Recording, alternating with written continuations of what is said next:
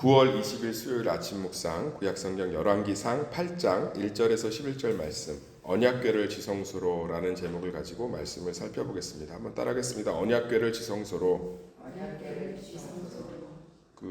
이 구름이 되게 중요하거든요. 구약에서 예배드릴 때. 그러니까 예를 들어서 하나님 앞에서 예배드리고 무언가 하나님께 제물을 드렸을 때 하나님이 기뻐 받으시면 구름이 쭉 올라갑니다.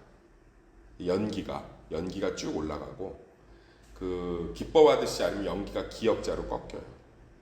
그러니까 이러면 이제 우리가 이 예배를 온전히 드리지 못했구나 이렇게 보고, 이 구름 자체가 시내산 언약 때도 나오지만 하나님의 위엄을 상징하거든요.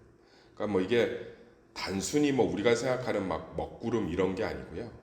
이 하나님의 임재와 권능을 상징하는 구름은 아주 빽빽하게 들어서서 한 치 앞을 볼 수도 없는, 인간이 그 앞에서 얼마나 초라한지가 느껴지겠죠.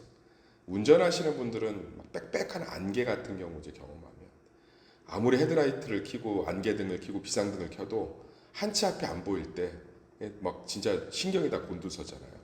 그것과 비교할 수 없을 정도로 이제 구름이 빽빽하게 들어서서 하나님의 임재를 상징하는 건데, 하나님이 아주 기뻐하셨을 때, 하나님이 참 좋아하셨을 때, 하나님이 정말 이스라엘 백성과 연합하는 게 너무 행복하셨을 때, 그럴 때 이제 구름으로 많이 나타나세요.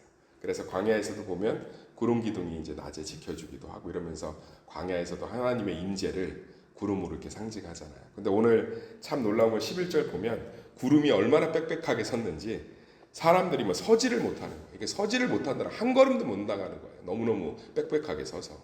그만큼 하나님이 오늘 일을 기뻐하고 있는 거죠. 한번 따라해 볼까요? 오늘 일을 기뻐하고 있다.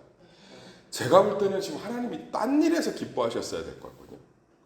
성전을 기가 막히게 지었잖아요. 아니, 아들이 서울권에다가 한 40몇 평짜리 집을 좀 사주고 그 안에 금으로 다 채우고 백향목으로 가구 다 짜주면 생활비 다 대주고 얼마나 좋겠어요. 가정부 다 붙여주고. 그럼 찬양할 것 같은데, 오늘 보면 그렇게 하나님이 성전을 지었을 때는 그냥 격려 정도, 제가 볼 때는 그냥 만족 정도, 만족도 아니시죠. 그냥 그래 참 잘 지었다, 지혜롭게. 근데 오늘 언약궤를 메고 오실 때는 얼마나 좋으셨는지 빽빽하게. 이걸 통해서 신앙이 이런 거야.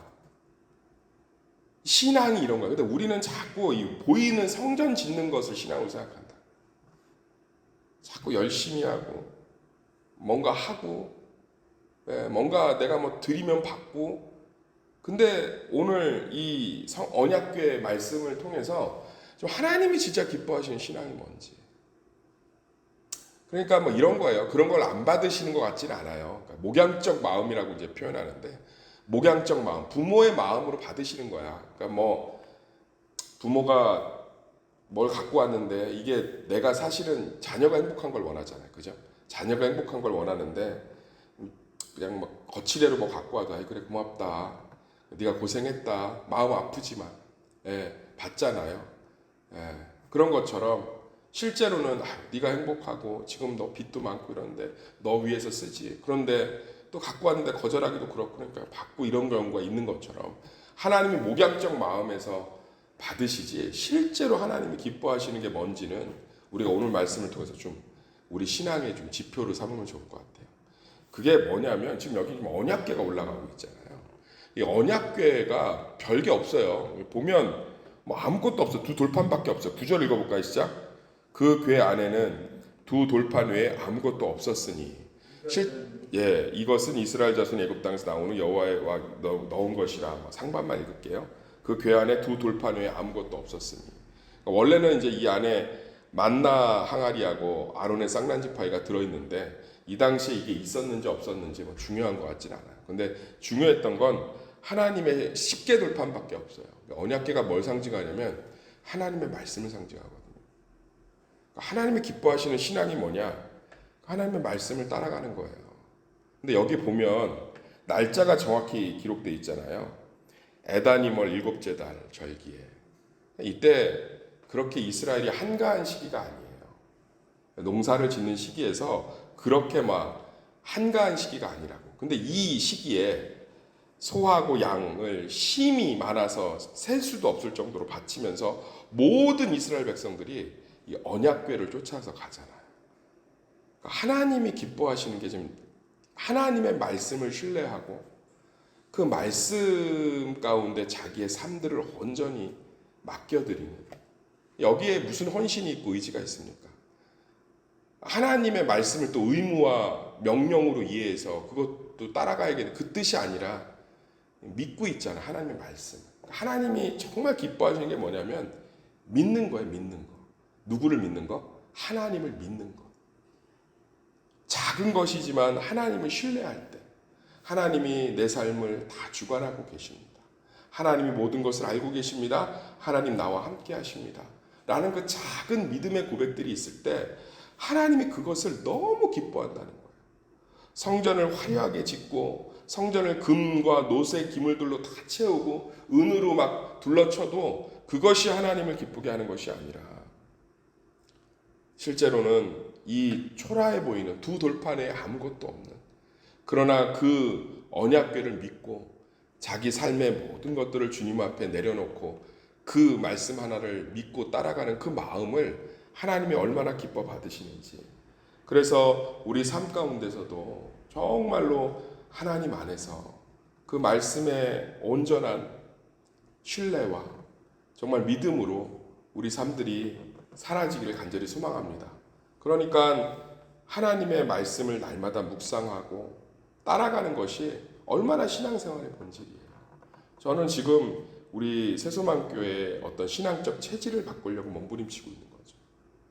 매일 스스로 날마다 하나님의 말씀을 의지하고 그 말씀을 삶에 적용해서 정말 그 말씀을 하나하나 따라가는, 그래서 정말 내 삶에 말씀을 적용해서 지혜를 얻고 내 말씀을 적용해서 어려운 일을 피하고 이런 것들도 참 중요한 복이지만 진짜 하나님 말씀을 따라가고 하나님 말씀을 매일매일 의지하는 것 자체가 우리 삶의 목적이 되는, 자녀를 키우는 목적도 자녀가 매일매일 하나님의 말씀을 의지하고 따라가는, 내 삶의 목적도 열매가 아닌 거예요. 내가 사역을 해서 교회가 부흥하고 내가 사역을 해서 누군가가 변화되고 내가 사역을 해서 누군가의 열매가 맺히고 내가 사역을 해서 뭔가 병고침을 받고 이게 목적이 아니라 그 초라해 보이는 두 돌판을 따라서 그냥 하나님 말씀을 따라가는 게 내 신앙의 목표인 거죠. 그랬을 때 하나님께서는 그 빽빽한 구름 가운데 치유하시고 회복하시고 은혜를 주시는 줄 믿습니다. 그러니까 우리 삶의 목표 자체가 신앙을 통해서 무언가를 얻는 것이 아니라 신앙 자체가 목적이 되는 거죠. 이게 얼마나 아름다운 모습이겠어요. 우리가 순수한 사랑을 할 때, 저는 부모의 사랑이 순수한 사랑에 근접해 있지만 순수한 사랑의 순도 100%라고 생각하지 않아요. 왜냐하면 자녀에게 바라고 있는 보상 심리가 존재하기 때문에 그래요. 근데 정말 아이가 태어났을 때 그 순간, 또는 어떤 연인이 처음 사랑을 시작할 때 순수함 보면 서로 외에는 아무것도 필요 없잖아요. 신앙의 숭고함, 신앙의 순결함, 신앙의 성결함은 하나님 한 분만 있으면 되는 것이죠. 이 안에 그게 다 녹아 들어가 있잖아요. 자신들의 삶의 모든 시간을 하나님 앞에 하나님의 말씀을 따라서 자신들의 삶의 근간인 소와 양을 다 바치면서 하나님 한 분만 있으면 된다라는 이 고백들이 있을 때 얼마나 하나님이 기뻐하시면 구름이 성전에 가득하고 구름으로 말미암아 제사장과 사람들이 서지를 못하고.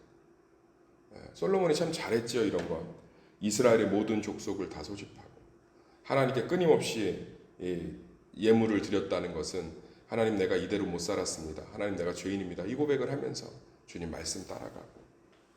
저는 이게 모든 신앙생활의 근원이라고 생각합니다. 겸손은 목사님 제가 한 게 아닙니다. 하나님이 하신 겁니다. 저는 이런 고백 잘 안 믿어요. 솔직히 얘기하면. 사람은 근원적으로 존중받고 찬양받기를 좋아하는 죄성을 갖고 있기 때문에 진짜 겸손은 내가 하나님 말씀 없으면 못 삽니다. 이게 겸손이죠. 내가 삶의 말씀의 흔적은 하나도 없는데 뭐 입으로는 하나님 찬양합니다. 뭐 영광 올려드립니다. 내가 한 것이 아닙니다. 주님이 하셨습니다. 하나님 손 안 놓는 거죠. 그 초라한 두 돌판 따라서 하는 거예요. 따라가는 거고 믿는 거고 주님 믿습니다. 내가 이거 따라가면 복 주겠지. 내가 이거 따라가면 하나님이 뭘 주겠지가 아니라 그 따라가는 것 자체 하나님 신뢰. 그 인격적이시고 전부이신 분이 주신 말씀. 그분이 십자가에서 증명하신 사랑. 그 십자가에서 완성하신 것들을 믿고 받아들이고 그 안에 거할 때 그것이 얼마나 그 놀라운 은혜가 되고 이 아론의 쌍난 지팡이 만나 항아리 쉽게 다 그 상징하는 거 아니겠어요? 하나님을 성전 안에 어떻게 모십니까? 이 되게 힘든 거예요. 다른 이방신들은 신전 화려하게 져놓고 신이 거기에 들어오면 되는데 하나님이 안 계신 곳이 없잖아요. 하나님이 70평짜리 금으로 금박 입힌 성전에 들어오겠어요? 아니 1000만 평짜리 이 대지에 제일 큰 건물을 짓고 거기다 금으로 다 채우고 세상의 온갖 보석과 다이아몬드로 다 채운들 하나님이 거하실 처소가 되겠어요? 이게 뭐 비교도 안 처하실 수가 없죠. 온 우주라도 하나님의 보좌 한 끗도 담을 수가 없는 분인데 뭐 그분을 무슨 수로 성전에 모셔요? 성전에 하나님이 계신 게 아니라 하나님 기뻐한 거예요. 나 거기 없어. 이 초라한 두 돌판에 내가 함께하는 거야. 하나님을 하나님 되게 만드는 신앙이잖아요. 하나님을 따라가는 거니까. 하나님 따라가는 거예요. 내가 실수하고 넘어지고 잘못하고 내 삶에 아픔이 있어도 주님 묵묵히 따라가는 거죠. 사랑하는 새벽 성도님들, 그 다음에 또 오늘 이 음성으로 하루를 시작하시는 분들을 진심으로 축복해서 정말 하나님 한 분만이 우리 삶에 진짜 소망되기를 간절히 축원합니다. 하나님이 계시기에 하나님 한 분만을 하나님 때문에 하나님을 위하여 하나님의 그 삶들을 살아가실 때 정말 그분 안에서 우리는 세상이 줄 수 없는 에덴 동산의 회복을 누리게 될 줄 믿습니다. 오늘 하루 정말 주님 안에서 마음껏 그분을 신뢰하시고 그분의 은혜 속에서 살아가시기를 간절히 소망합니다. 제사장들하고 정말 이렇게 보면 정말 이스라엘과 그 호렙에서 그 증거해 주신 것들 그리고 하나님과 신의 산에서 맺은 언약들이 다시금 재확인되고 다시금 선포되는 이 놀라운 장면들을 보면 정말 우리 신앙이 무엇에 근거해야 하며 무엇을 위해서 존재하는지 다시 한번 우리 가운데 분명히 고백되어지기를 소망합니다. 철저하게 정말 하나님을 온전히 하나님으로 경배하고 그분을 믿고 따르는 그런 온전한 신앙들이 우리 가운데 회복되고 넘치기를 간절히 소망합니다.